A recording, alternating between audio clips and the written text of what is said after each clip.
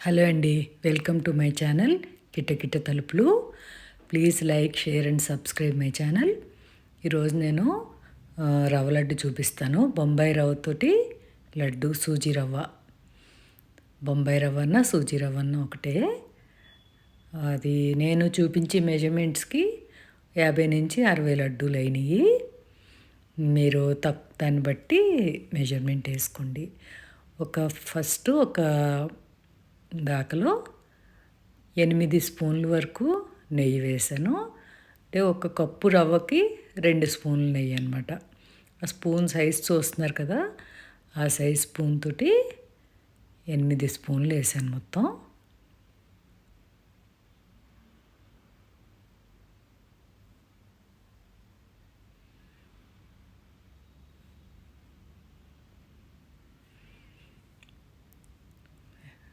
నెయ్యి వేడెక్కాక 1/2 కప్పు కిస్మిస్.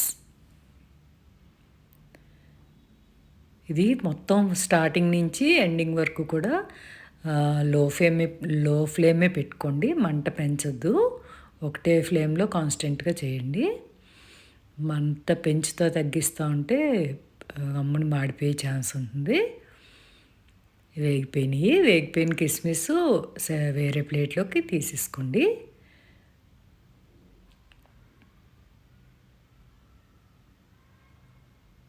తర్వాత అదే నెయ్యిలో జీడిపప్పు,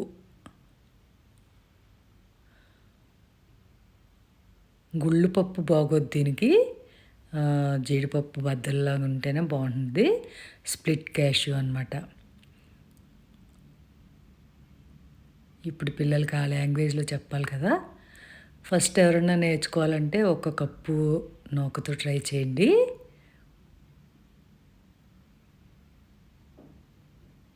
వేగిపోయినాయి, ఇవి కూడా గిన్నెలోకి తీసుకుంటున్నాను. మరీ మాడిపోయేలా కాకుండా కొద్దిగా కలర్ మారగానే తీసేసుకుంటే సరిపోతుంది.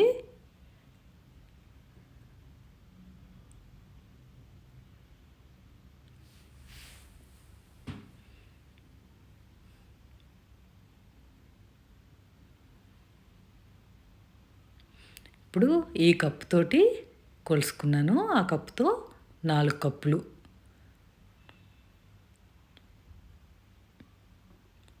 రవ్వ అదే నెయ్యిలో వేసేసుకుని లో ఫ్లేమ్ మీద 2 నిమిషాలకు ఒకసారి కలుపుకుంటూ ఒక అరగంట పడుతుంది మొత్తం వేగటానికి. అసలు మంట పెంచకండి, అలా లో ఫ్లేమ్ మీదే కలుపుకుంటూ వేయించుకోండి. ఒక అరగంట అయితే ఎక్కువ ఉంది కదా, ఒక అరగంట పట్టింది. తక్కువైతే అంత టైం పట్టదు. దాన్ని బట్టి చూసుకుని దగ్గరుండి కలుపుకుంటూ వేయించుకోండి, వదలకండి. బాగా వేగిపోయింది. కొంచెం రవ్వ నోట్లో వేసుకుంటే కరకరలాడుతుంది. అది మీకు వేగిపోయినట్టు లెక్క అనమాట. వేగకపోతే కలర్ మారకూడదు, కలర్ మారితే బాగోదు.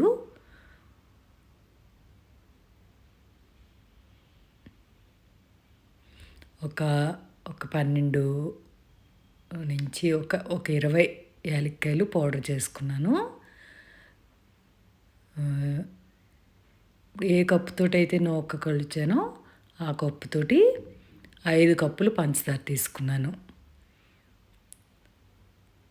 4 కప్పుల నూకకి 5 కప్పులు పంచదార తీసుకున్నాను. దాన్ని బట్టి మీరు 1 కప్పు చేసుకోవాలంటే 1 కప్పు ప్లస్ 1/4 షుగర్ వేసుకుంటే సరిపోతుంది. సో 4 కప్పులకి 5 కప్పులు పంచదార కరెక్ట్గా సరిపోతుంది. మరి తీపి తక్కువ ఉన్నా లడ్డు బాగోదు, సరిపడే తీపి ఉండాలి.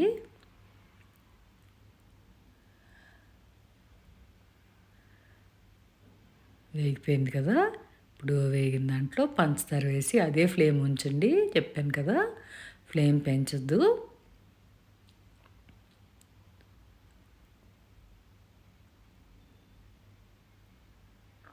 మళ్ళీ ఒక 5-10 నిమిషాలు ఆ పంచదార అంతా చెప్పాను కదా, ఎక్కువ క్వాంటిటీ గురించి 10 నిమిషాలు పట్టింది. తక్కువ క్వాంటిటీ అయితే అంత టైం పట్టదు. బాగా కలిపి బాగా పంచదార కూడా వేడెక్కి దానిలో కలిసిపోతుంది. బాగా కలుపుకుంటూ ఉండండి. సో బాగా అయిపోయిన తర్వాత స్టవ్ ఆఫ్ చేసేసుకుని చల్లారనివ్వండి. బాగా ఆపేసి పక్కన పెట్టుకుంటే చల్లారిపోతుంది. ఇప్పుడు చల్లారిన తర్వాత ఏం చేస్తానంటే నూక ఒక 3 కప్పులు నూక, అదే పంచదార కలిపినది ఉంది కదా, అది మిక్సీ జార్లో వేసి పౌడర్ కింద చేసుకుని ఇందులో కలుపుతానమాట. ఇంచుమించు చేసుకున్న దాంట్లో ఒక హాఫ్ గ్రైండ్ చేసుకున్న బాగానే ఉంటుంది. మీకు అలా పౌడర్ చేయటం వలన ఏంటంటే బైండింగ్కి బాగా పనికొస్తుంది. లడ్డు విడిపోకుండా ఉంటుందన్నమాట.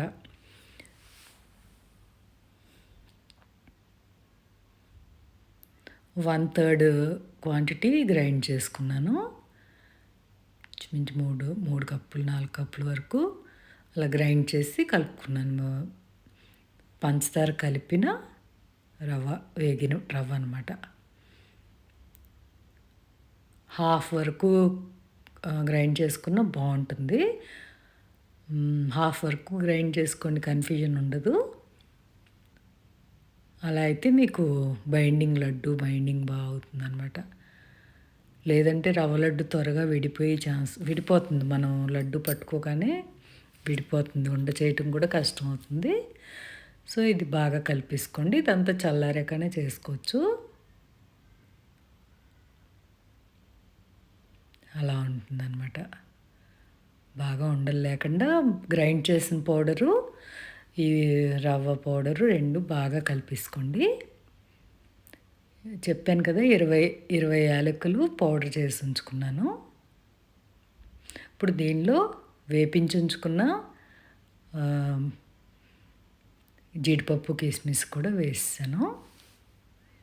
వేసేసి మళ్ళీ బాగా చల్లారింది కదా, చేత్తో అయినా కలిపేసుకోవచ్చు. బాగా కలిపేసుకుంటే అన్ని లడ్డూలకి మీకు ఈక్వల్గా వస్తుందన్నమాట. కొందరు ఏంటంటే ప్రతి లడ్డుకి యాడ్ చేసుకుని చుడతారు. నాకైతే ఇలా అలవాటు అనమాట.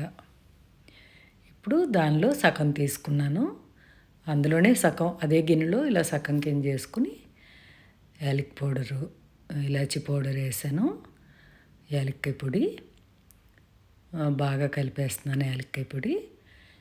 ఇప్పుడు కాచిన పాలు ఉంటాయి కదా, అవి గోరెచ్చి పెట్టుకొని చూడండి. పాలు కలపకపోతే ఉండవదు అనమాట. మనం ఎంత ట్రై చేసినా ఉండవదు. పాలు కొలతే ఉండదు.